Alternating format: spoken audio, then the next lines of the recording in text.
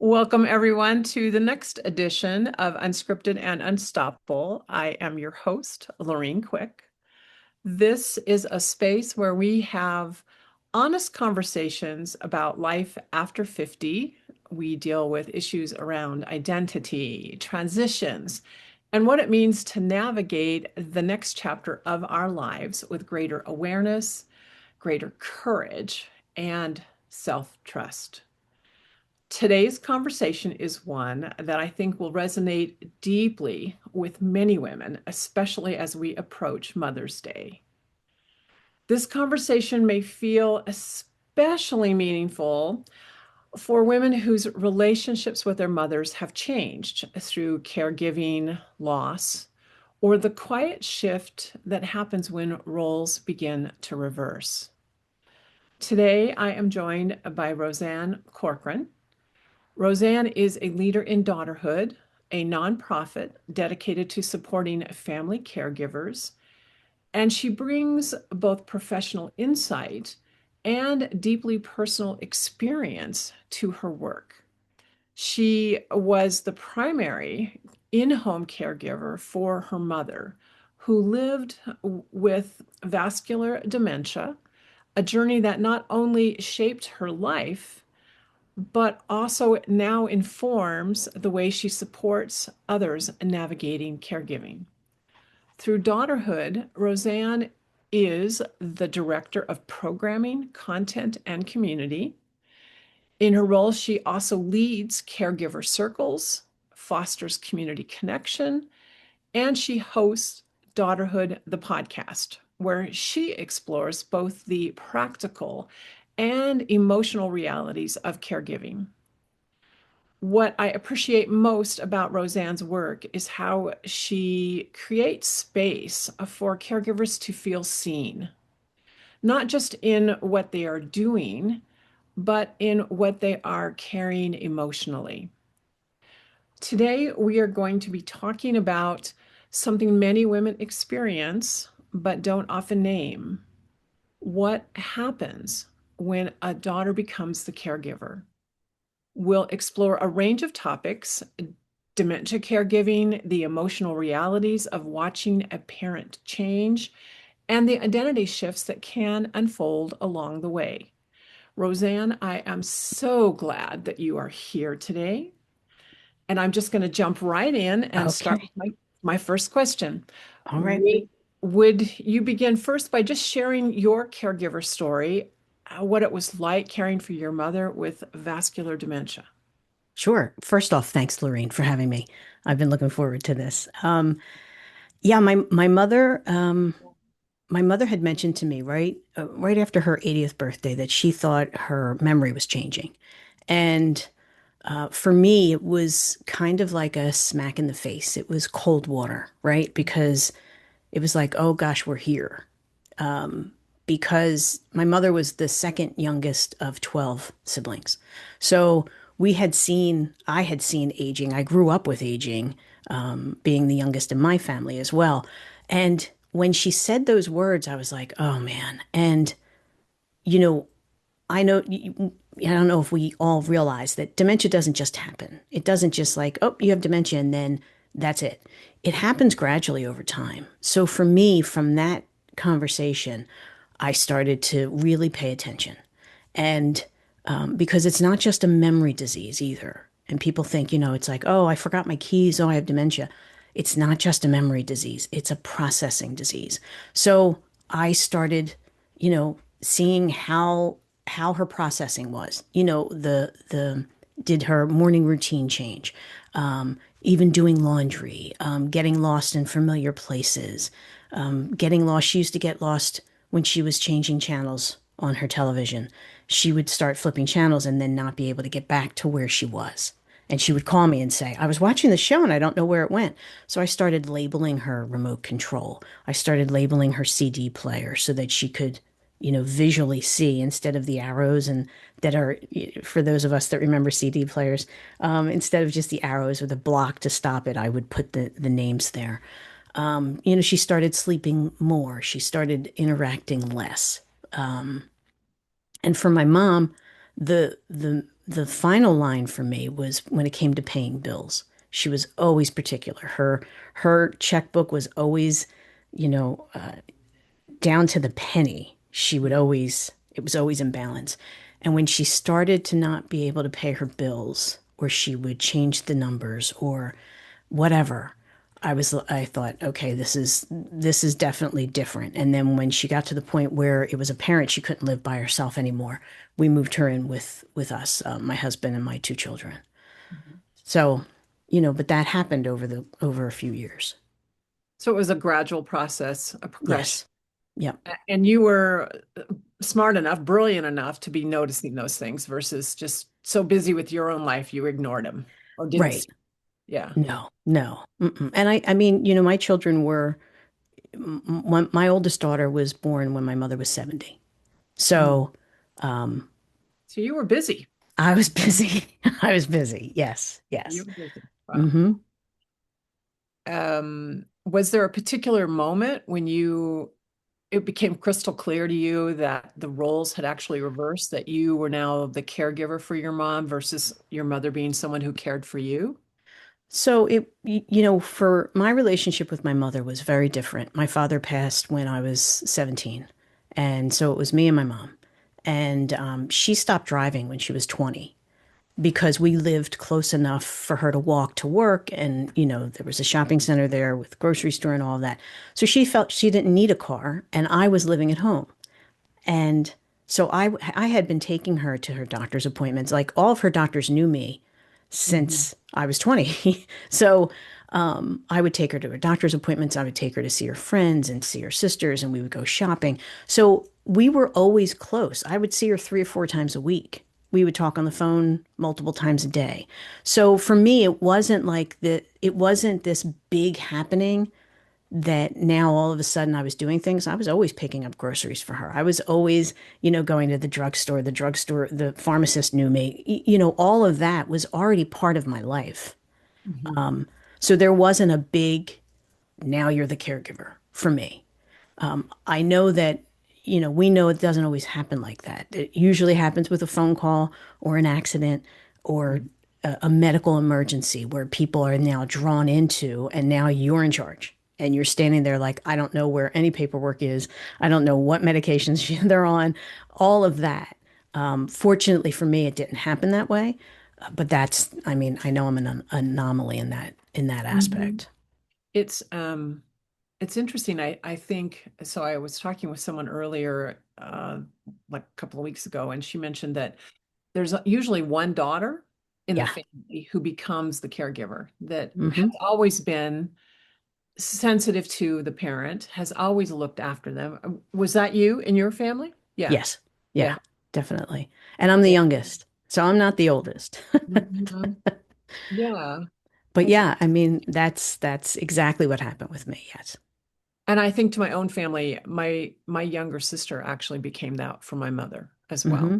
She stayed closest to her and in the end was living with her and took care of her. And I was living in another state and would come and visit and try to help out as much as I could. But my youngest sister, she had that responsibility. She took it on willingly, and I was Hmm. grateful for that. But it is interesting that it's usually one daughter or one son who decides that they're the one that's going to pick up that Yeah, banner and and help.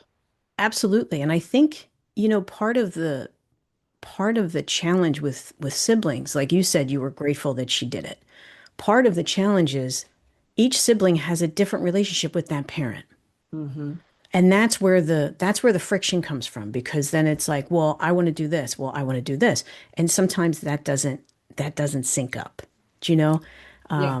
Which makes it one more challenge in the list of challenges of caregiving. Yeah. Family dynamics become another thing that has to be managed and dealt with. And it's not always a positive experience. No, Not no, often is it a positive experience from what I have ascertained from no, friends. no.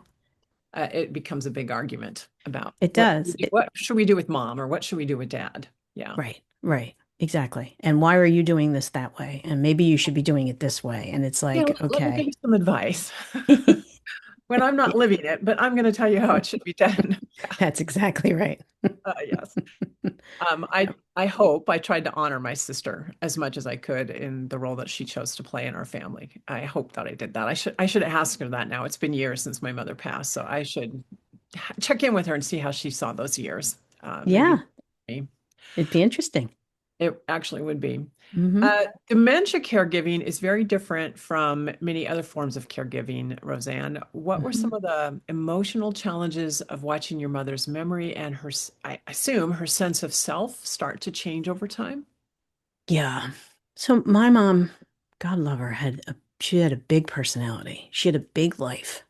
She had to recreate her life after my father died. She was a young widow. She was 56 when he died. So she Mm. had to recreate her life. And she was a hairdresser. She was a beautician. And she found a very nice man, and they both enjoyed dancing, ballroom dancing on the weekends. So she was out. She was out. She was vibrant. She was there. And for me, I every day I knew what her life used to be and what it was and where it was heading. So for me, it was hard because I wanted to be respectful of that, and I was sad for her. I felt bad that she was in this position and I couldn't fix it. This was one of those times where, you can do whatever you want. I can't fix this. So my goal, excuse me, allergies. My goal was always to try to, excuse me, I'm very sorry, everybody. I know that's very not a good sound to hear. Um, You're, you're fine, Roseanne. was to try to make it as comfortable and as good as I could for her in where she was. I don't think we talk about grief enough in caregiving. We don't like to talk about it after the fact when somebody dies, let alone while somebody's still living. But that anticipatory grief is real in dementia caregiving. It's real in regular caregiving too. Let's be honest. But it's hard because as as the person living with dementia is changing, your relationship is changing. And it's hard to keep that up because they start to get a little distant. And it's heartbreaking. And that's the part when it comes to dementia that's difficult. Hmm. Yeah, I would guess there's just a whole sense of loss as you're living in this moment. Right, right, It's not a death. So it's not this finite thing that happened that you know you're in a grief state, right. but slowly someone is slipping away from you. And I think that's true for dementia, but also for all kinds of caregiving because we become less and less able to care for ourselves. We become less and less ourselves it seems, again, I'm not an expert, but as what I've observed with my own mother-in-law, with my mother, we start to disappear.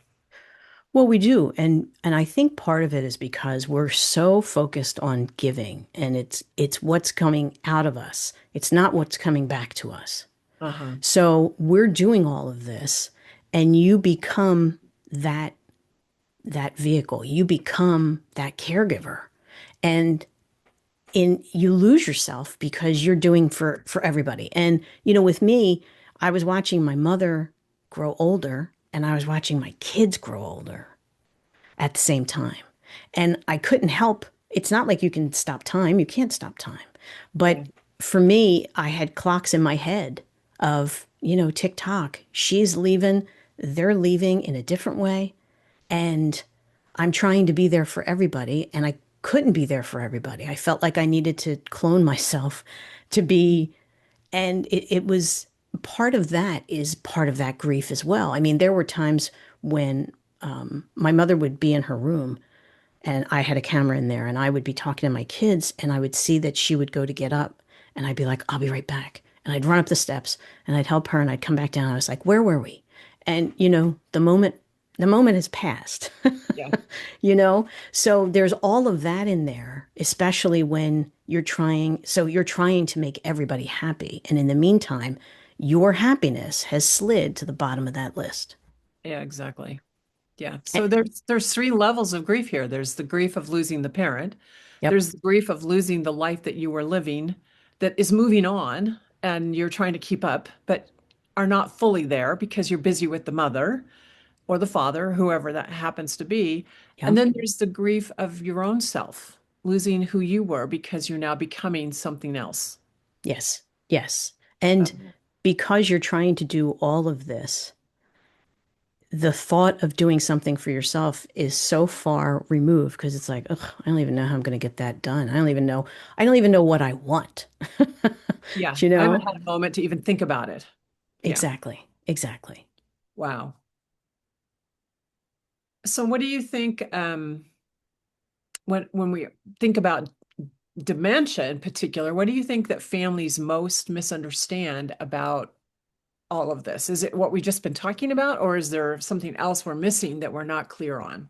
Well, I think it's that, and it's also that it's not just a memory disease. It's a, progressive neurological fatal disease.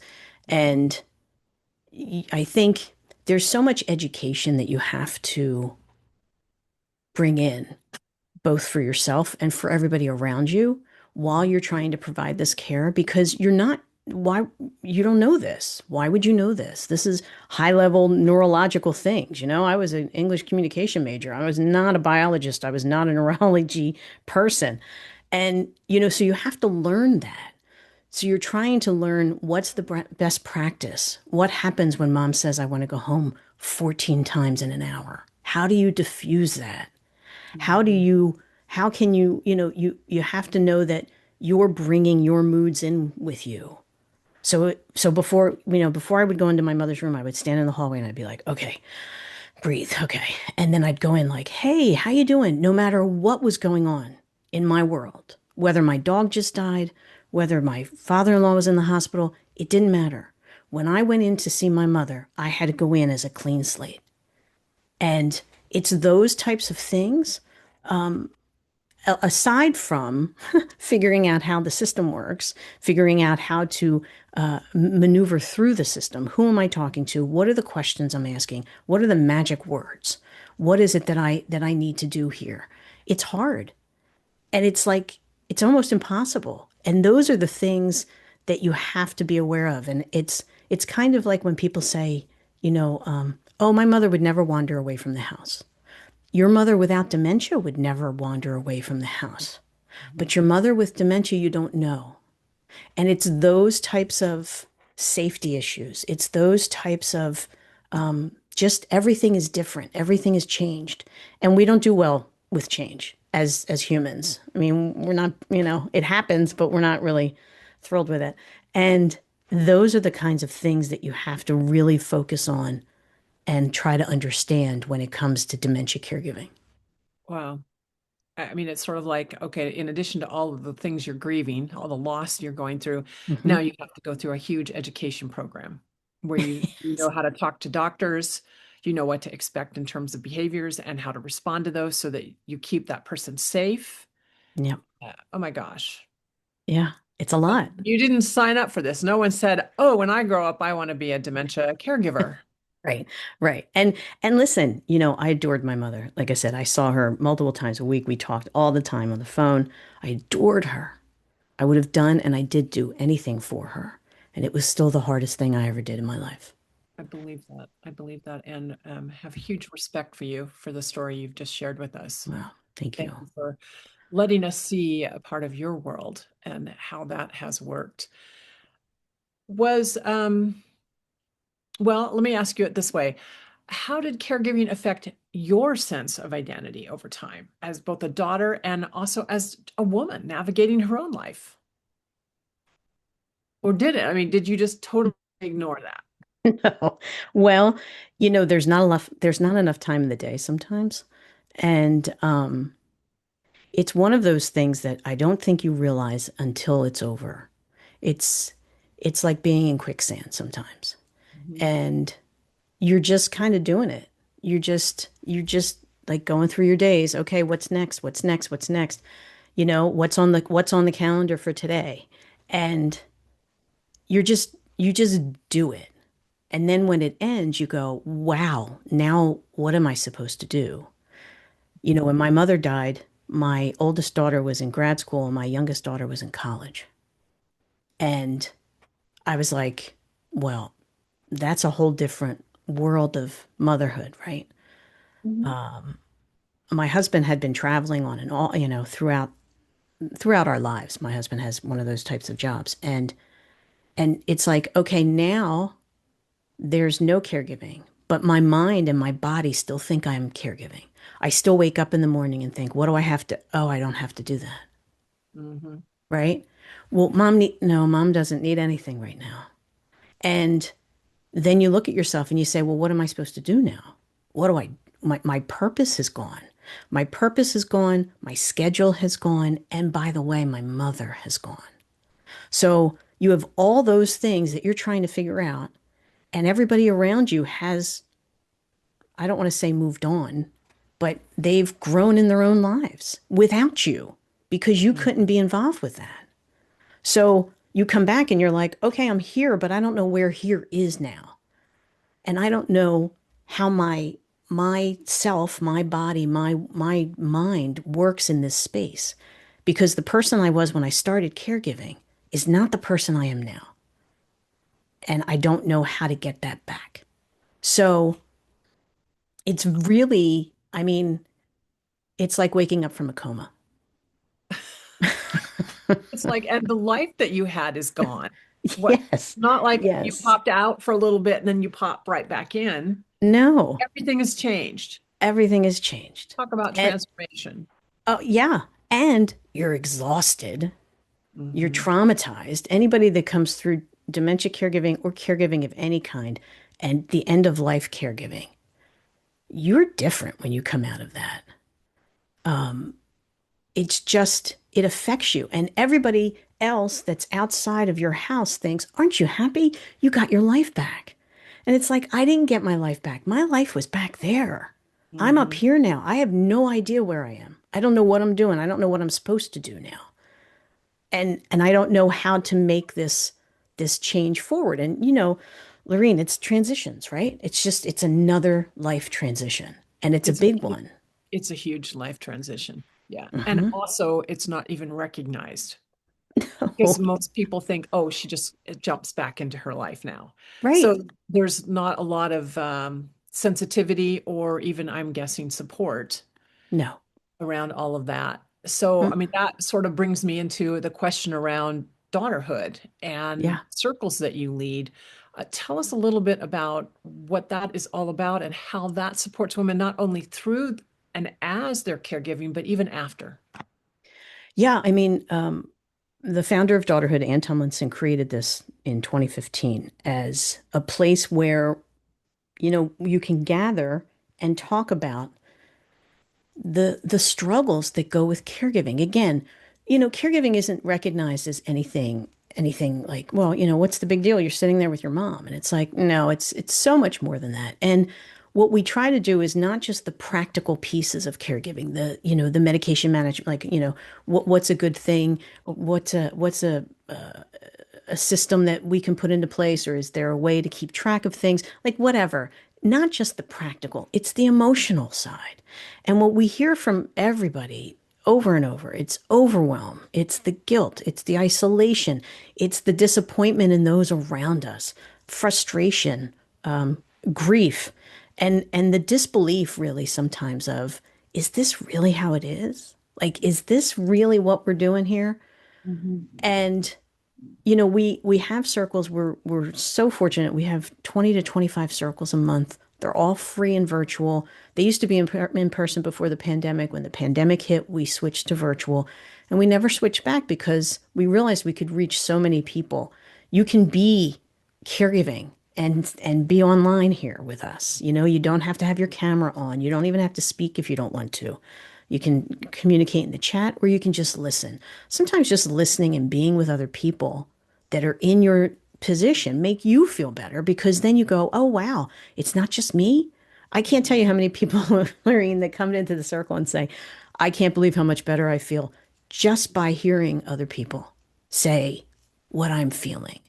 Because there's also that stigma of, why are you complaining? You're complaining. This is, or, isn't it great that you're doing this? Mm-hmm. It is great. and my insides are just turning. They're just churning all the time. I can't sleep. I don't know what to do. My nerves are shot.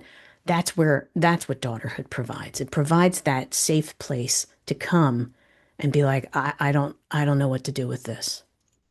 So it's a community of people who are going through what you're going through, so you don't feel Yes, like you're all by yourself, alone and isolated.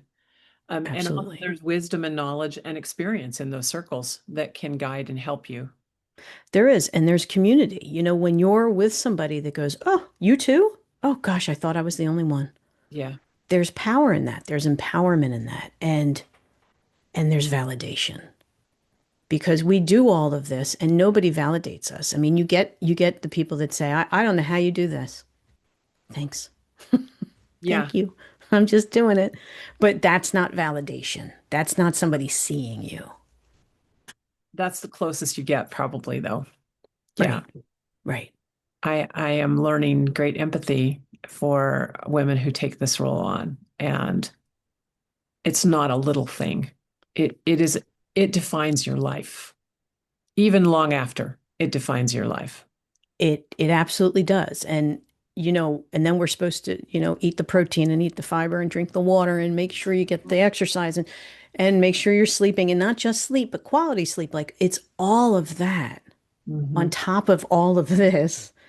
And it makes you feel it just wrung out and it's stressed out, So you if know?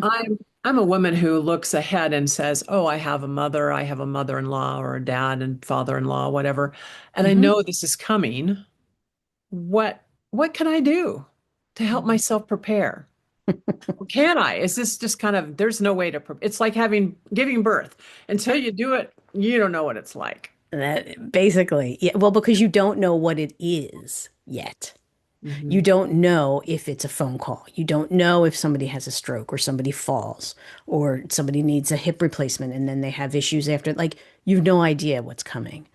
The best thing to do is to have those conversations with your parents that nobody wants to have. The power of attorney conversation, the medical power of attorney conversation, the conversation not just, people will say, just pull the plug. There is so much that happens between you're in the hospital and they're pulling the plug. All of that needs to be covered. Do you know? How about intubation? How about a feeding tube? How about like all of this? There are forms, there are websites, there are 1,000 things that you can look at that will help you have these conversations. And these conversations are not a one and done. They happen over time because Hmm. and I know there's that, you're parenting your parent. I don't like that trope. I mean, I know how I feel when I ask my daughter about something with my phone and then she gives it back to me and I'm like, wow, that was okay. I feel kind of silly. Like, there are parents. Nobody likes to be told what to do. Nobody likes to have somebody come in and say, I know what's best for you. Hmm. That doesn't jive. You have to have these conversations over time, but it's important to have the conversations. Hmm. So I would start there. There's a conversation project. They have lots of scripts that you can go off of. Um, but there's just, it's important to try to be prepared because trying to make a decision under stress, no good decisions come from that. When you're panicked and trying to decide what's happening and your parent is unconscious and you've got to make the decision, I mean, that's a lot of, you're saving yourself from stress and you're saving yourself from future guilt and and just regret by Okay. having these conversations. And I would assume if you have siblings, then you would want to include them in that conversation. So You we're all certainly all on the same page before this even starts. you certainly can attempt that. Yes. Yes. Oh, yeah. Yes. You never know. You I never like know. the word attempt. Well, um, because nobody likes to have these conversations. And people think if I make a will, I'm going to get hit by a bus when I leave the attorney's office. Like there's just those things, we plan our Mhm. vacations more than we plan our end of life or anything like that. Yes, we do. So reverse wise, as we Uh-huh. get older, we also want to think about how do we want our children to have to deal with taking care of us or our end of life, Correct. right? So Correct. it's not just the daughter now preparing for the parent, but now the mother, or in our case, the mother, but it could be the father, starting to think about how do I want to end my life and what role do I want my children to play, and then having conversations around that as well. Yes, absolutely. It's hard. It's really hard, and you really have to think about it because caregiving does take a lot out of you. I mean, it does. And the other part of it is who's going to support you? Who do you have that can support you? Because it does, as we say, it kind of always falls on one, but that one needs some support. And it's okay to look outside of your immediate family if you need that support. If you're Mhm. not getting what you need from the people that you already know, you can go outside of them to try to find help because you need the help. I mean, you Well, matter in this whole situation. Go ahead. I was just going to say there's so many people now that are estranged from their own children. So they're Yeah. basically single people living. And the problem doesn't go away if you ignore it. It No. just gets worse, in fact. So it's kind of like, I think, oh, we prepare so much for so many things in our lives. We prepare for when we start our period. We prepare for when we become married. We even prepare for menopause, right? Right. But Mm-hmm. we don't prepare for the last years of our lives. We No. just keep And hoping it's not going to happen. that's it. And because it's not pleasant, but it's like, okay, start looking around. Do you need to move? Everybody wants to age in place. Is that the best place for you to age? You know, is Yeah. is not having a bathroom on your main floor really the best thing for you? Look at everything overall. I mean, it's hard to take that inventory. And even your stuff, when speaking of inventory, your kids don't want your stuff. No, they Like, don't. it's time to I get don't rid of even the want stuff. my stuff. Right, right. It's time to get rid of the stuff. Yeah. But all of that comes into play. It all comes into play. Huh. Yeah, I work with a client who said to me what she wanted to do was clean out her house, and put gifts in closets for her children to find, Wow, to surprise them. So when they open the closet, instead of thinking, oh, we got to clean mom's closet out, there's something inside for them waiting as a surprise. And that's I was lovely. really struck by that. It was like, this is a woman who's very creative thinking about her end of life. She's very rare as well. Oh my goodness, very rare. How lovely would that be? Isn't that a lovely thing? And I've cleaned my own mother's closet out. And it was minimal. She did not have a lot of stuff towards the end of her life. Although, again, that's what I'm remembering. If I ask my sisters, they may see things very differently because I flew in to help everything, right? As Right, opposed to I lived there. So, right. perceptions I'm learning in life are not always the same. So, Yes, and it's a little different when, the cup is there and their glasses are there and their slippers are under their chair. It's a little different in that. Yes. Yeah, you have to ask your sister. I would love to hear what she says. I am definitely going to, both of them, I'm going to reach out to both of them. My Mhm. brother also was not living in the same town so he and I were gone, but the two other sisters, my older and my younger, they both were present, more than I Okay. was. So I will definitely follow up with a Oh, conversation around that. yeah, you have to report back on that, I will Lorraine. let you know. So my final question today is for someone who is currently in the middle of caregiving. What would you most want her to hear today? That you're doing the best you can in an impossible situation, Mhm. that you matter as part of this equation. This is a partnership. It's not just about the person you're caring for, it is also about you. This caregiving journey will end. It always ends, and there has to be something left for yourself. And whatever that looks like, if you can take some time, if you can get out of the house, if you can get away from the situation for a while, it will benefit you. If you can't, and you can take a few minutes outside, get outside, take a few deep breaths. I know this all sounds simplistic and like, yeah, that's going to help me. It will help you because maybe those 5 minutes that you do will turn into 10 minutes, will turn into 20 minutes, will turn into a few hours of giving yourself something. You have to find something that feeds your own soul in the midst of this. because you are as important as they are. And, but just remember that, this is not an easy thing and you're doing it and you're showing up every day. And if no one said thank you today or yesterday or last week, I'll say it for them. Thank you for what you're doing. It, I think it really would help to ask for help, right? Yep. When whoever can help you, whether it's family or it's friends, whoever, be sure and ask for help. And one of the things that really struck me as you were talking is just a sense of going into this with a clear sense of who you are, continuing to keep that in your head as you Yep. evolve, because you're going to evolve, Yep. and then being ready when it's finished to ask that question again. Who am I? Who do I want to be? Who am I becoming? Yep. Yep. And not be afraid of the answers. Well, and you brought up a great point when it comes to asking for help and bringing people in. Mhm. People, and I hear this all the time. Oh, my mother she won't let anybody come in, or my father doesn't want anybody in the house. That's great. I get it. I wouldn't want anybody in my house either. However, you need that person to come in. You bring them in. Nobody's going to turn to stone. They're going to come in for a few hours, even if your parents don't talk to them. It's fine. Tell them they're here to fix the washing machine. Tell them they're here to do the laundry or to clean upstairs.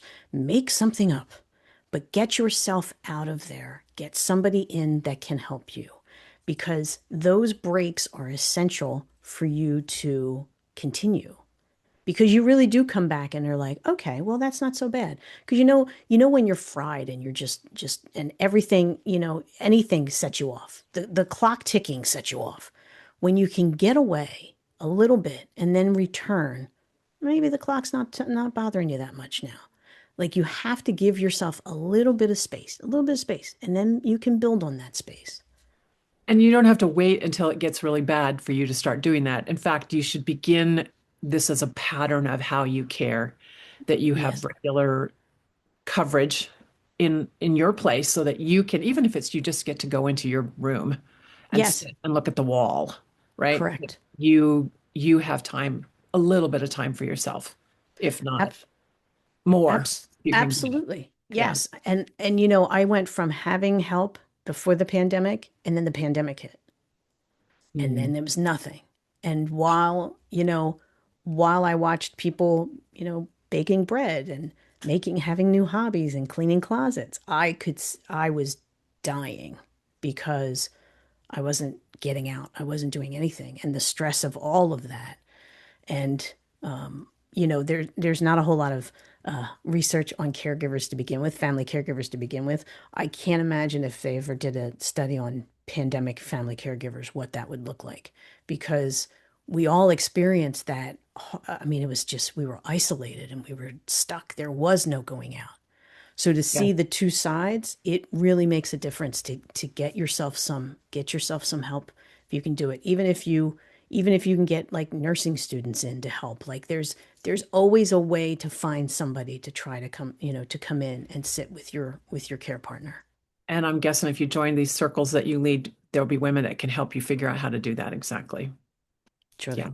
So Yep. I have sat in on some of those circles, and I'm not in a caregiving role at this moment in my life, but I haven't found them helpful in my own life, Ah. just in terms of understanding grief and Mm-hmm. understanding that how we evolve and change through our relationships with other people. Yep. So community is a good resource. It's important Yes. for us, especially when we're caregivers. Yes. Yep. And after. Hmm. And absolutely after. And after. Rose, Roseanne, thank you so much for this conversation. I do truly appreciate the way you shared both your personal experience, but also the work that you're doing through Daughterhood. And I think it is truly such important work and something we don't talk about, we don't even know about. So this conversation to me was very powerful. And I Thank you, thank you Lorraine. for sharing. Well, thank you for having me, and thank you for all that you do, because it's support, right? Support through every stage of our lives. So thank you. You're welcome. And to those listening, thank you for showing up today and hearing the conversation, listening to the conversation, watching the conversation. As we move towards Mother's Day, I know this is a time that can hold a wide range of emotions. If you're caring for a parent or finding your way after caregiving, I hope this conversation offered you not only some new insights, but also a sense that you are not alone and that what you're doing is very important. If you would like to connect more with Rosanne and the work she does through Daughterhood, I would encourage you to do that. You will find links in the show notes to make those connections with her. And also, if something in this conversation has resonated for you on a deeply personal level, you are always invited to join me for a conversation called Finding Your Inner Bearings. It's a complimentary free conversation we can have to talk a little bit about where you are at in your life and how you might move forward from that. I thank everyone for being here, and we will see you next time on the next edition of Unscripted and Unstoppable.